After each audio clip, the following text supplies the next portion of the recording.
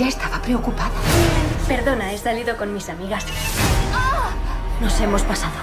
¿Esto para ti es un juego? What was it like for you to work on the set of The Craft with these young actors in a story so connected to the new generations, Michelle? Well, I really learned a lot, actually. I don't know if it's just their generation or, these particular actresses, but I found them to be so vivacious and like effervescent and so like connected to themselves, like in a way that I don't recall being like at their age. And so just on that level, I just found them kind of really enlightened in a way that I had not had that kind of experience with. So I was kind of in awe of them. And because their chemistry was so incredible, and I don't even really think they knew each other even prior to shooting, but I'm sure Zoe had something to do with that. I know they had rituals and ceremonies and things like that to connect, but I was really kind of blown away by their chemistry. And and then I'm just sort of not in the know about things anymore. So they'd be saying things like certain slang and I'd be like, what is that? So I actually just on like a very practical scale, I just learned from them and they were my teachers, so to speak. That's nice. David, your character, Adam, is all about masculinity, toxic masculinity, power dynamics in a home dominated by men. How does that play into the narrative of the girls and Lily in particular and female empowerment? Well, he's the foil to that, right? So he represents the old order, really. He represents status quo. Mm-hmm. And he represents someone who's trying to hold on to the status quo. But the smart thing about the script is that the male power only comes from the female. Like the male order only comes from being invigorated by the female power. So these men in this situation are trapped. And I think that, as I'm sitting here thinking about it, it's interesting because it's like, I would think that the men would want to get out of that situation as well.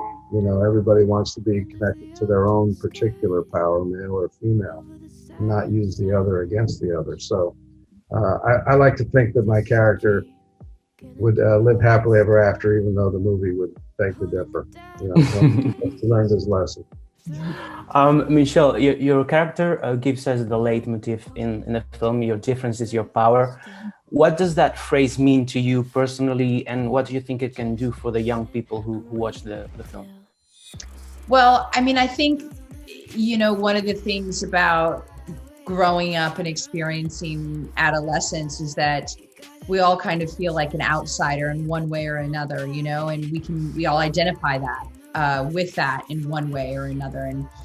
And that's a very timeless and universal feeling, I think. And I think right now, specifically, there's a lot of people that are going through a lot of changes and challenges and are feeling exactly like that as an outsider. And I think what's so encouraging about this film and what is really resonating about this film, it's kind of really talks about our collective power and really celebrates our differences, really. And I think that's what we can do a lot more of globally, is celebrating our differences as well as at home in our own backyards. And I think people will feel, I think it'll really impact people in a positive way to see what a difference our collective voices make together, as opposed to being apart. So. Like The Craft, a lot of movies and shows are coming back, from the past. What do you think we keep coming back to the 80s and the 90s? And do you think it's because we want to go back there, or is it because we want to make it better than it was before, David? No, I don't think it's better or go back there, but I think it's like, and I'm not comparing it to Shakespeare, but it's like we constantly reinterpret our touchstones. We constantly reinterpret things that we grew up with, things that we thought we knew. and we bring them into the present, and we let it reflect on the present, and we let the present reflect onto the past that way. So I think it's very human.